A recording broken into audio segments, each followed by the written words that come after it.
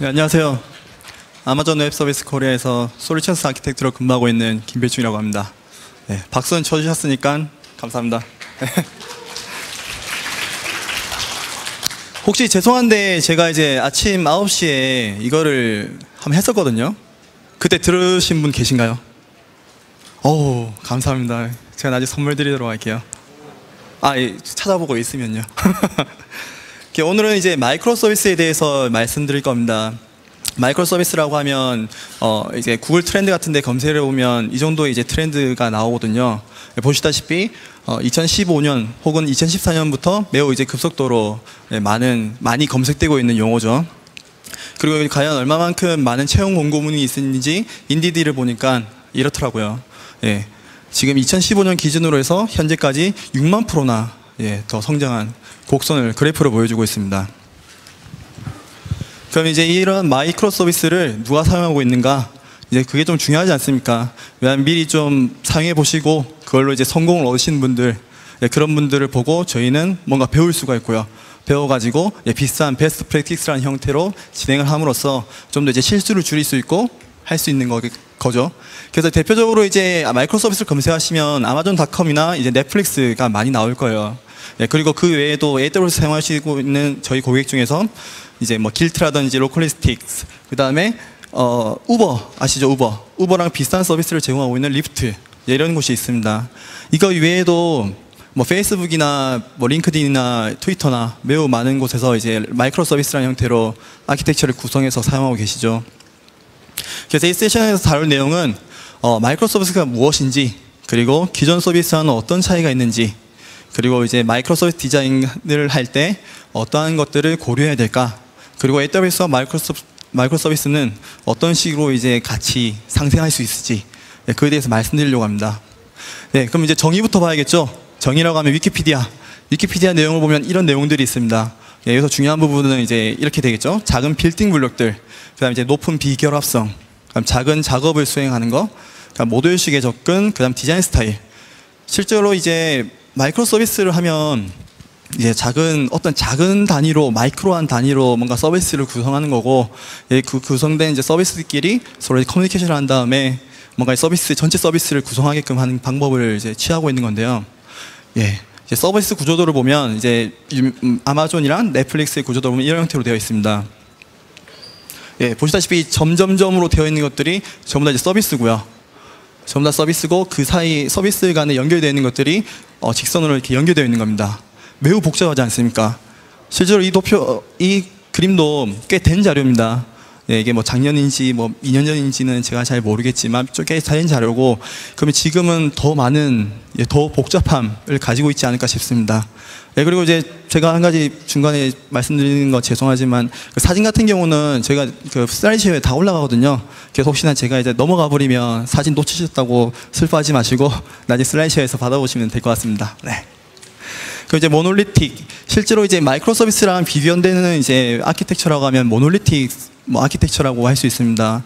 이 같은 경우는 이제 전체 큰 하나의 입자에서 비즈니스 로직이 모두 다 돌아가고, 거기서 포함되어 있는 컴포넌트들이 한 곳에 다 포함돼서 하나의 패키지로 이제 서비스된 형태입니다. 그리고 이제 마이크로 서비스는 앞서 말씀드린 것처럼 각각의 컴포넌트들이 작은 단위로 이제 서비스가 되어서 이 하나하나 작은 단위가 그대로 배포가 되고, 그대로 서비스 진행하면서 다른 서비스들 간의 이렇게 어떤 연결, 서로 의사소통 하는 형태로 진행하게 됩니다.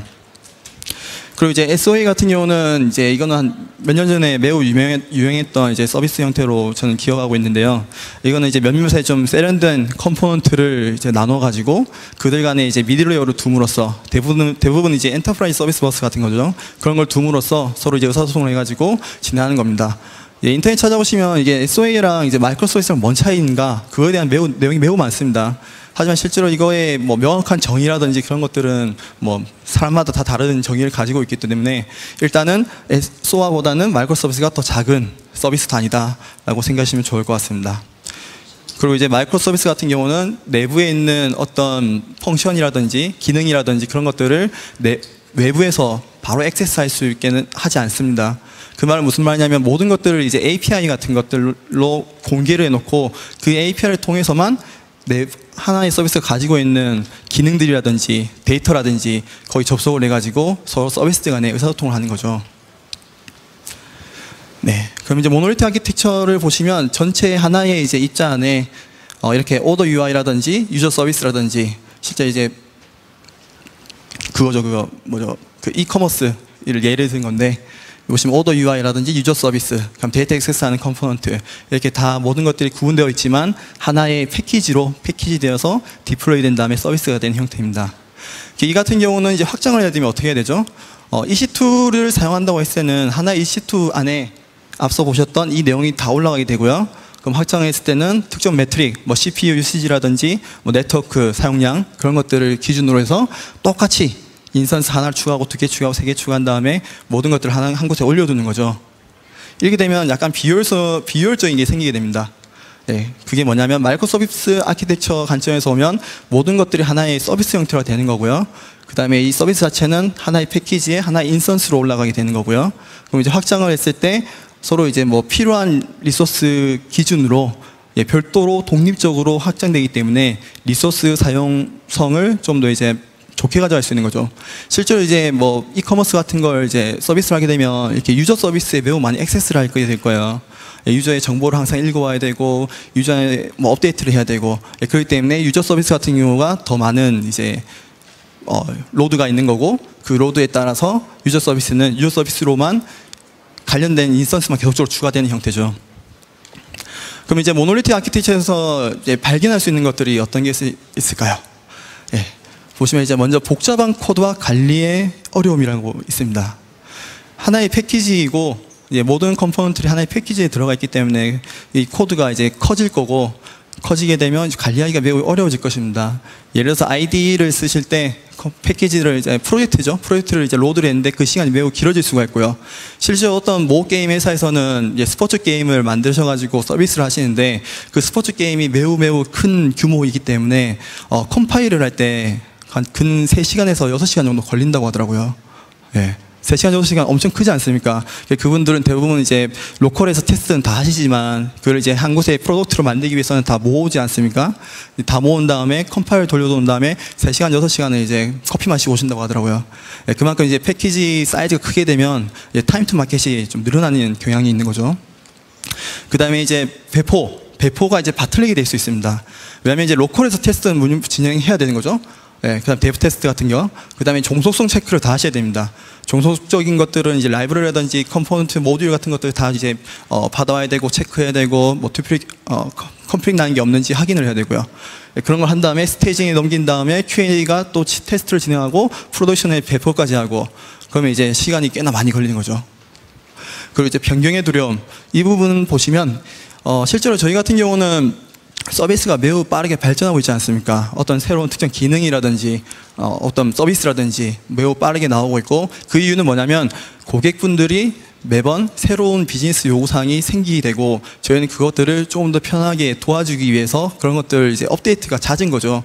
그런 상황에서 새로운 서비스가 나왔을 때 이거를 우리 프로덕트에 적용을 하자 했을 때 모노리틱 환경에서는 이게 생각보다 쉽지가 않습니다. 왜냐하면 이제 대부분 디펜던시가 많이 있기 때문에 하나의 뭐 기능이라도 그게 이제 뭐 에러가 났을 때 나머지 어떤 전체 서비스에 문제가 생길 가능성이 매우 높기 때문이죠. 예, 물론 이제 트라이 캐치라든지 익셉션을 걸어가지고 처리할 수 있지만 그마저도 이제 복잡해지기 때문에 어려움이 생길 수 있습니다. 그 다음에 부족한 주인의식. 저는 대부분의 분들이 이러지 않다고 생각합니다. 예, 누구가 솔직히 대놓고 이렇게 얘기를 할까요? 뭐 그거 할 시간 없어요. 그런 건 QA가 해야죠. 뭐 이렇게 하면서 그죠? 근데 이제 뭐 코딩을 끝났는데 이거를 HA 구성 고가용성으로 돌려야 된다. 그럼 그거는 이제 옵스가 하는 거니까 저는 잘 모르겠습니다. 예, 이런 식으로 하게 되면 이제 결국 이제 프로덕트의 성공에서는 좀 도움되지 않는 거지 않습니까? 그렇기 때문에 이런 부족한 주인의식을 들 수도 있고요. 그 다음에 앞서 말씀드렸다시피 하나의 기능이라든지 하나의 컴포넌트가 이게 뭐 장애가 나게 되면 시스템 전체의 실패를 야기할 수 있습니다. 그리고 이제 확장의 어려움, 기능 추가 같은 경우는 다양한 부서 간의 의사소통을 필요로 하기 때문에 늦어지는 업데이트가 되는 거죠. 보시면 이게 뭐 요새는 점점 에자일이라는 것 때문에 점점 줄어들고 있지만 예전 같은 경우는 이제 아키텍팅 하시는 분들이랑 그다음에 뭐 프로덕트 디자인 하시는 분들이랑 막 다 모여가지고 서로 간에 의사소통하느라 시간 많이 보냈거든요. 그럼 이제 마이크로소프트에서 얻을 수 있는 것들은 무엇이 있을까요? 먼저 제가 정말 좋아하는 건데 서로 다른 서비스들은 서로 다른 언어로 개발 가능하답니다. 이게 무슨 말이냐면 이게 왜 중요하냐면 저희가 사람을 이제 뽑기 위해서 막 면접 보고 하지 않습니까? 인터뷰를 보고. 근데 그분이 매우 뛰어난 것 같아요. 네, 근데 저희가 가지고 있는 코드 베이스 혹은 서비스의 어떤 모듈들 그거에 대한 경험 없으신 겁니다. 네, 그럼 과연 이분을 저희가 이제 뽑아가지고 교육을 시키고 해야 될까? 근데 그것보다는 이제 타임 투 마켓이 중요해지면서 그냥 좀 우리가 지금 사용하고 있는 프레임워크나 이 시스템을 좀 아시는 분을 뽑자라고 이제 결정할 수가 있거든요. 근데 그런 분이 이제 경쟁사에 가서 뭐 좀 기발한 걸 이제 개발하시면 마음 아프지 않습니까? 네, 그렇기 때문에 그런 게 있을 거고요. 그 다음에 쉬운 인티그레이션과 오토매틱 디플로이먼트가 있을 거고요. 왜냐면 사이즈가 작기 때문이죠. 그 다음에 이제 쉽게 이해하고 수정 가능한 코드들. 이렇기 때문에 새로 오신 분들도 전체 프로덕트에 대해서 아실 필요가 없고 특정 서비스에 대해서만 아시면 되기 때문에 램프업이 좀 빠르게 진행될 수 있습니다. 그리고 이제 최신 기술을 비교적 쉽게 도입 가능하고요. 하나의 서비스 내에서 어떤 컴포넌트 내의 어떤 펑션만 바꾼다고 해도 충분히 이제 쉬운 작업이 될 수 있는 거죠. 그 다음에 빠른 서비스 시작 속도와 빠른 배포들 이런 것들이 있습니다. 이런 마이크로 서비스의 이제 아키텍처 특징이라고 하면 금방 말씀드렸던 폴리글랏 여러 가지 언어를 다양하게 쓸 수 있다는 거랑 이제 기본적으로 분산된 겁니다. 마이크로 서비스는. 그 다음에 이제 모두 다 독립적이고요. 그래서 독립적이고 분산적이기 때문에 얘는 블랙박스 형태입니다. 내부의 어떤 데이터라든지 어떤 기능에 대한 외부에서의 그 참조가 생기게 되면 이부터 이미 디펜던시 종속성이 생기기 때문에 마이크로 서비스의 특징을 잃어버리게 되는 거거든요. 그렇기 때문에 기본적으로 블랙박스 형태고요. 그 다음에 이제 최근에 컨테이너가 계속적으로 유명해지고 유행을 하고 컨테이너가 마이크로 서비스에 매우 적합하다라는 내용이 나오면서부터 새로 자기가 만든 서비스는 자기가 실제 이제 운영을 하는 작동을 시키고 그런 게 되는 거죠. 그런데 마이크로 서비스를 하시면서 잦은 오해들이 있습니다. 물론 이게 모든 사람들이 그렇다고 할 수도 없는 거고 하지만 이제 이런 잦은 오해 중에 하나가 이런 거죠. 에자일, 그 다음에 12 팩터 앱, 그 다음 도커, 드로비자드나 이제 스프링푸트, 그다음 플레이 이런 것들은 레스트풀한 API 프레임워크거든요. 이런 것들을 사용한다고 해서 마이크로 서비스 형태로 구현됐다는 것은 아니란 겁니다. 물론 이제 모든 분들이 다 그렇게 하시진 않을 거라 생각하지만 일반적으로 이제 뭐 최근 유행하는 키워드라든지 프레임워크들을 이제 배우신 다음에 조금씩 이제 바꿔가면서 마이크로 서비스 형태로 바꿔가는 중이 되지만 이걸로 이제 충분하구나라고 생각을 하실 수가 있습니다.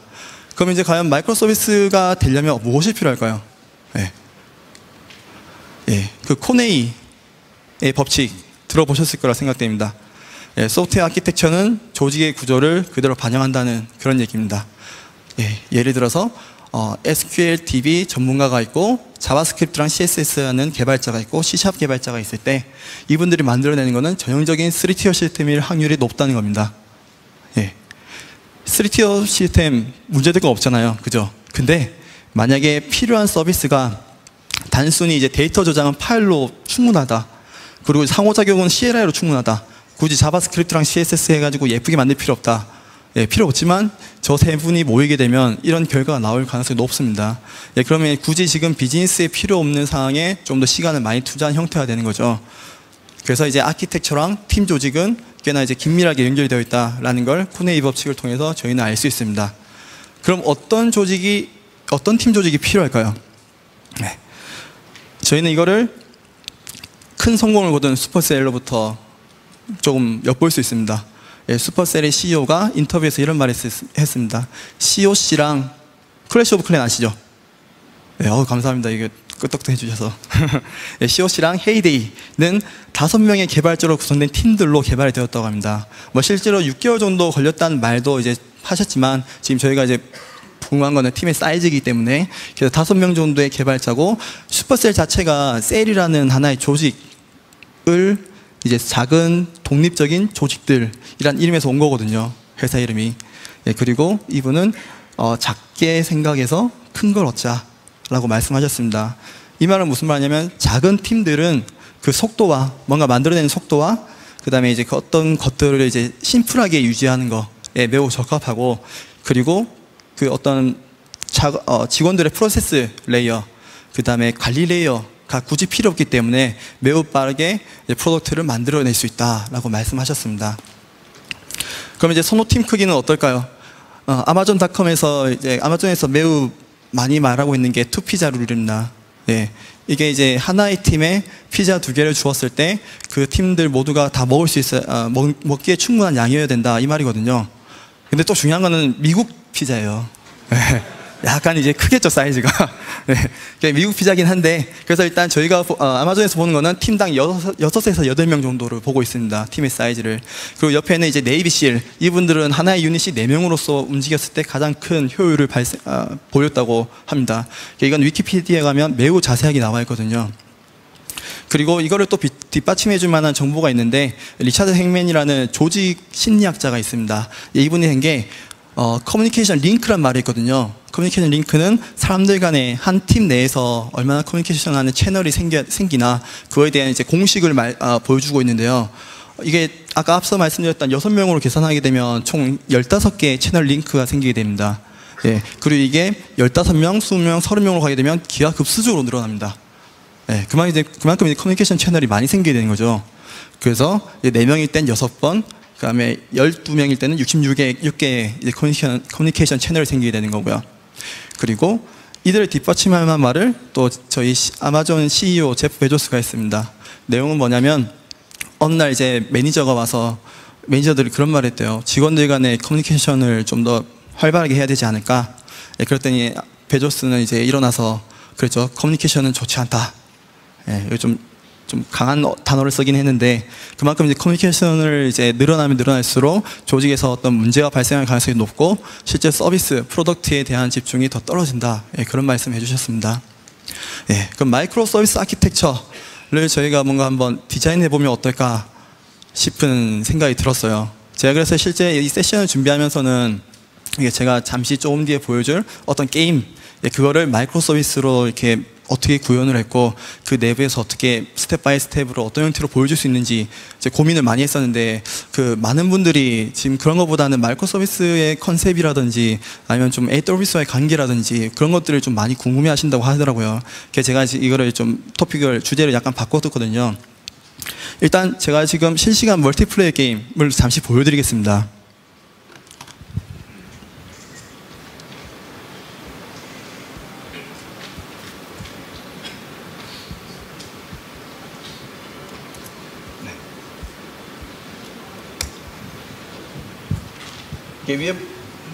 위에 보시면 이제 지역이 있고요. 접속 지역이 제 1로 접속을 하고 닉네임 2로 접속을 했을 때 들어가면 뭐 이런 게임입니다. 예, 매우 심플하죠. 죽지도 않습니다. 예, HP 깎이지도 않아요. 예, 이건 제가 디세이블 시켜놔서 그런 거고요. 예, 그리고 또 이런 문제가 생기죠. 데모를 하다 보면. 예, 그래서 저희는 항상 이제 동영상을 준비하라고 하는데 제가 안타깝게도 동영상을 못 준비했고요. 예, 이건 물론 이제 다시 접속하면 되긴 되거든요. 여튼 이런 형태로 이제 그 어떤 채널, 에리어, 지역이라든지 룸이라든지 그런 형태로 만들어가지고 이제 멀티플레이어 게임 만드는 거 생각보다 어렵지 않습니다. 하지만 생각보다 쉽지 않을 거예요. 얘가 만약에 뭐 1000만 명 들어온다고 해보십시오. 그럼 생각보다 관리하기 어렵지 않겠습니까? 그래서 이것들을 마이크로 서비스라는 형태로 어떻게 한번 디자인해볼까 라는 생각을 해봤습니다. 예, 그래서 요구사항이 어떤 게 있을까 봤더니 먼저 가능한 적은 관리 포인트가 필요하고요. 왜냐하면 팀 사이즈는 적기 때문에 그러죠. 가능하면 관리 포인트는 적어야 됩니다. 그리고 다양한 분석이 가능해야 되고요. 1000만 명, 100만 명 뭐 더 이상 들어오게 되면 그분들의 이제 요구사항이 뭔지 정확하게 분석을 해야 되기 때문에 예, 분석이 필요하죠. 그 다음에 예, 게임 기능으로는 간단합니다. 에리어가 있고요. 에리어에 접속을 하게 되면 다른 유저들과 게임을 하게 되고요. 그 다음에 일정 수의 봇이 있어가지고 뭐 계속적으로 게임을 즐길 수가 있고요. 그럼 아이템 구매랑 랭킹을 보실 수가 있고요. 네.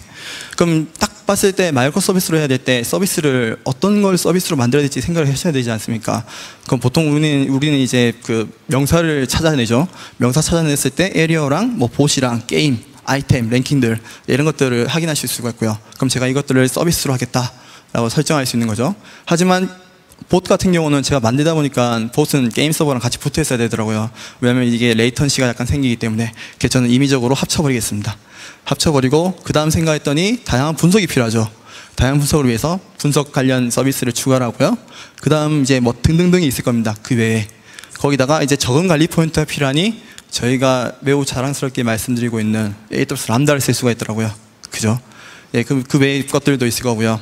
이 상황에서 일단 이걸 딱 잡아두고 이제 뭐 만들다 보면 이제 이런 이제 고려 사항들이 생기게 됩니다. 마이크로 서비스 하실 때 먼저 리소스와 상태 관리가 필요하고요.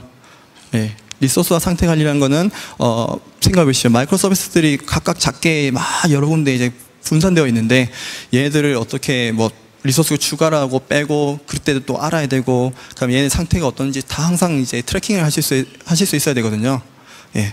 그래서 생각했던 게 이제 서비스에 적합한 컨테이너죠. 컨테이너는 실제로 이제 마이크로 서비스를 위해 태어났다 뭐 그 정도 수준까지 많은 사람들이 마이크로 서비스는 컨테이너다 이렇게 많이 생각도 하고 계시고 많이 사용하고 계십니다.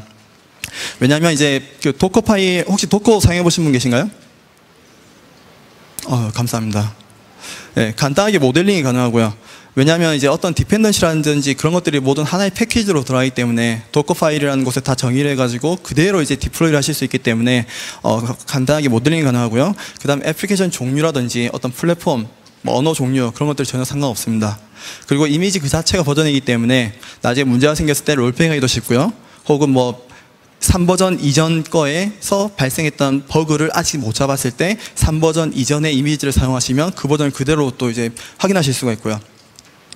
네, 그런 게 가능한 거죠. 그래서 이제 하나의 호스트에서 컨테이너를 돌리면 명확합니다. 그냥 하나의 호스트가 있고 그 다음에 이제 각각 앱들 컨테이너들이 올라가게 되고요. 네, 하지만 이것들을 클러스터링 해가지고 엄청나게 많은 호스트를 관리해야 된다. 이런 많은 문제가 생기죠.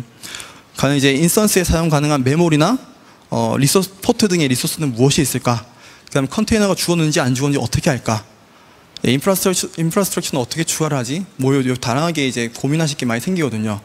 이를 위해서 저희는 이제 아마존 EC2 컨테이너 서비스를 만들었습니다. EC2를 잠시 보면요, 그냥 이제 컨테이너 배치하는 거, 디플로이하는 게 매우 뭐 다양한 방법으로 가능하시고요. 저희는 이제 배치 작업들이랑 이제 서비스라는 이제 스케줄러가 있는데 그걸 사용하시던 아니면 저희는 API가 다 공개되어 있기 때문에 그걸 사용하셔가지고 특정 조건에 맞춰서 배치하실 수도 있고요. 그 다음에 크기 상관없는 클러스터 관리. 예, 확장 같은 경우를 보시면 밑에 보셨을 때 이게 72시간 동안 컨테이너를 이제 돌리면서 로드 테스트를 했던 겁니다. 예, 그런 보면 여기서 엄청나게 자연스럽게 올라가고 있죠. 예, 그리고 이제 초록색이랑 빨간색은 레이턴시입니다. 매우 안정적으로 이제 안정적인 레이턴시를 보여주는 걸 볼 수가 있죠. 그 다음에 다른 AWS 서비스랑 함께 사용하도록 설계되어 있습니다. IAM이라든지 뭐 EBS라든지 ELB라든지 예, 그런 것들이 다 이제 같이 사용하게끔 설계되어 있고요. 하지만 만약 제가 혼자서 개발한다고 하면, 왜냐면 아까 전에 그 팀 사이즈를 말씀드릴 때 제가 깜빡하고 말씀 안 드렸는데 인터넷에서 이제 외국에 있는 커뮤니티 가보시면 어떤 분은 팀 사이즈는 한 명이어야 돼 라고 이제 엄청나게 주장하시는 분이 계십니다. 왜냐하면 그분은 커뮤니케이션이 매우 싫어, 나는 팀 사이즈는 무조건 한 명이어야 돼, 이러시는 분들이 있거든요. 예, 그래서 만약 한 명으로 했을 때 리소스 관리를 꼭 필요할까? ECS가 매우 많은 부분을 덜어주긴 하지만 그 자체도 귀찮다, 힘들다. 예, 그때 이제 저희가 쓸 수 있는 거는, 죄송합니다. 예, 아마존 CTO 이제 워너 보게스 박사가 했던 말이 이겁니다. 예, 서버 없는 것보다 쉬운 서버 관리는 없다. 예, 그래서 이제 람다가 나오게 되는 거죠. 예, 람다 같은 경우는 그냥 코드만 업로드 하시면 예, 알아서 이제 뭐 스케일링을 자동으로 해주고요. 그 다음에 완전 자동화된 관리를 제공해주고 있습니다. 그래서 람다를 사용하게 되면 서버 없는 마이크로 서비스가 가능하신 거죠. 이렇게 되면 관리 포인트가 매우 줄어들게 되고 어떤 비즈니스 로직만 코드로 만드신 다음에 그대로 이제 업로드만 하시면 되는 예, 그런 형태로 마이크로 서비스를 구현하실 수 있습니다. 예, 하나의 사례를 볼까요? 앞서 말씀드렸던 이제 로컬리스틱스라는 이제 고객이 있는데 이분들은 이제 앱이나 웹의 어떤 분석 관련 솔루션 제공하시는 분들입니다. 이분들을 보시면 뭐 EBS 쓰시고 아마존 SQS 쓰시면서 분석 서비스가 있었는데 얘가 마이크로 서비스가 추가될 때마다 메인 서비스가 업데이트가 필요했다고 합니다. 예, 물론 이걸 다양한 방법으로 해결할 수 있지만 이분들은 여기서 키네시스랑 람다를 붙임으로써 이제 더 이상 마이크로 서비스를 붙일 때마다 이 관련된 서비스를 뭐 수정할 필요 없게 예, 바꾸셨다고 합니다. 예, 이렇게 람다라는 걸 물론 다른 방법으로도 얼마든지 하실 수 있을 겁니다. 하지만 이제 람다를 붙임으로써 관리 포인트가 없어지고요. 그 다음에 어떤 서비스를 붙이기에 매우 편해지는 거고요. 그다음 이제 마이크로 서비스 아키텍처의 고려사항 두 번째가 이제 모니터링입니다. 모니터링이라는 거는 컨테이너라든지 뭐 특정 이제 각각의 서비스들이 얼마큼 잘 돌아가고 있는지, 어떤 뭐 바틀렉이 생기고 있는지 그걸 항상 판단해야 되기 때문에 중요한 부분인데요. 클라우드 와치 사용하시면 매우 쉽게 뭐 알 수 있겠죠. 실제로 아마존 ECS 같은 경우는 클라우드 와치랑 매우 뭐 잘 연계되어 있기 때문에 컨테이너 내에 이제 뭐 클러스터 이름이라든지 서비스 이름 같은 것뿐만 아니라 각각 인스턴스의 CPU나 메모리 유시지 같은 것들을 확인하실 수 있습니다. 네, 그리고 뭐 이런 형태로 확인 가능한 거죠. 네, 그래프로. 그리고 만약 디스크 유시지를 하고 싶다. 예, 그러면 이제 저희 가상화의 특성상 디스크는 직접 액세스하기가 힘들거든요. 정보를 가져오기가. 예, 그렇기 때문에 이런 이제 스크립트를 사용하셔가지고 크론토에 등록해 주시면 디스크도 주기적으로 상태를 읽어서 클라우드 와치에 보내주게 됩니다. 그 외에도 저희는 이제 서드파티 뭐 파트너 혹은 솔루션이 매우 많습니다. 예, 그 중에 이제 모니터링으로 좀 유명하신 데이터덕이 있는데요. 이분들도 아마존 ECS가 업데이트되는 동시에 업데이트를 해주셔가지고 정말 이제 많은 정보들을 보여주고 있고요. 컨테이너 내, 도커 내의 어떤 상태라든지 그런 것들을 많이 잘 보여주고 계십니다. 그뿐만 아니라 시스디 클라우드라고 해서 이분도 ECS와 매우 많은 이제 연계점이 있어가지고 정보를 많이 보여주고 있고요. 그다음에 서비스 디스커버리가 있는데 이 부분이 실제로 어떻게 보면 많이 고민을 하셔야 되고 좀 중요한 컴포넌트거든요. 왜냐하면 이제 멀티프로스트에서 이제 뭔가 작동을 하고 있는데 서비스의 엔드 포인트는 알고 있어야지만 저희가 접속을 하지 않습니까? 클라이언트가. 예, 그래서 그 엔드 포인트를 어떻게 내가 알아낼 수 있을까? 그런 부분입니다. 좀 간단히 생각해 보면 이제 저희가 ECS 서비스를 사용한다고 가정했을 때는 라우터 53의 프라이빗 호스티드 존을 사용하면 좀 쉽게 가능합니다. 예, 프라이빗 호스티드 존을 사용해서 뭐 DHCP 옵션 세트를 하신 다음에 각각의 서비스에 ELB를 붙이신다면 각각의 ELB에 CNAM을 생성한 다음에 어떤 특정 도메인으로 이 CNAM을 가리키면 ELB를 가리키면 되거든요. 예, 그림으로 보여드리면 이런 형태죠.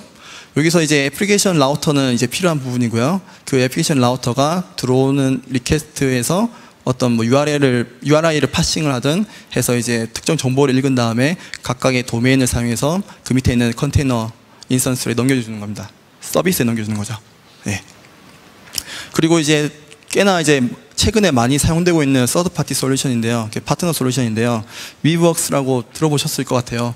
이 같은 경우도 이제 DNS를 사용해서 라우터도 있고 DNS가 있어가지고 각각의 이제 호스트마다 서로 이제 레퍼런싱 하는 게 매우 자연스럽게 해주는 서비스가 있습니다. 이분들은 컨테이너 관련된 그 기술력이 매우 높으셔가지고 이뿐만 아니라 이 뒤에 보시는 이런 거 위브 스코프이라 해서 각각의 컨테이너가 떴을 때 그 컨테이너 간의 뭐 네트워크 관계라든지 각종 정보들을 보여주는 서비스도 가지고 계십니다. 이런 거 이제 한번 사용해 보시면 매우 편하다는 걸 아실 수 있거든요. 왜냐하면 도커 내에 이제 컨테이너들이 어떻게 이제 관리되고 있고 어떻게 소통하며 그런 것들을 아실 수 있기 때문에요. 그 다음에 이제 컨설이라고 있는데요. 이 같은 경우는 실제로 이제 키 밸류 디스트리뷰트 죄송합니다. 발음이 안 좋아서 분산 키 밸류 스토어라고 하는데 예를 들어서 뭐 주키퍼나 이제 오케스트레이션 서비스 있지 않습니까? 예, 혹은 etcd라든지 예, 그런 이제 키 밸류 스토어를 가지고 있고 서버가 있고 에이전트가 있어가지고 이 인스턴스가 떴을 때 혹은 컨테이너가 떴을 때 그 정보들을 중앙에서 분산된 이제 키 밸류 스토어에 넣게 되고요.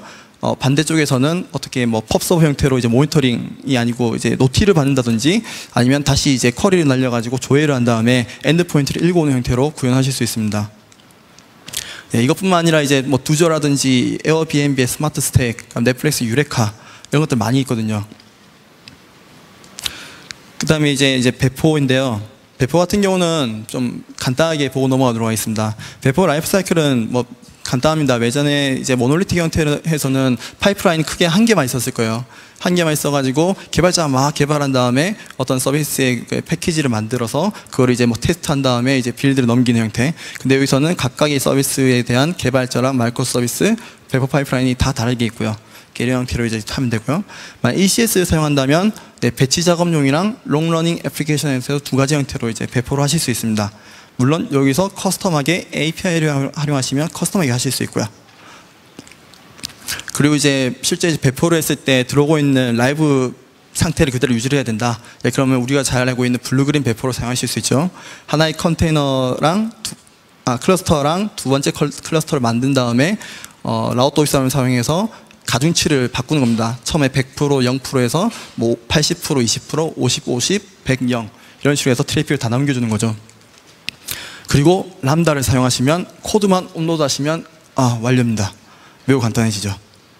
실제로 이제 빙글 같은 경우는 처음에 이런 형태로 사용하고 계시다가 배포시 로컬 개발하시고 테스트 후에 스테이지 넘기고 프로덕션까지 넘기고 꽤나 긴 여정이 필요했었습니다.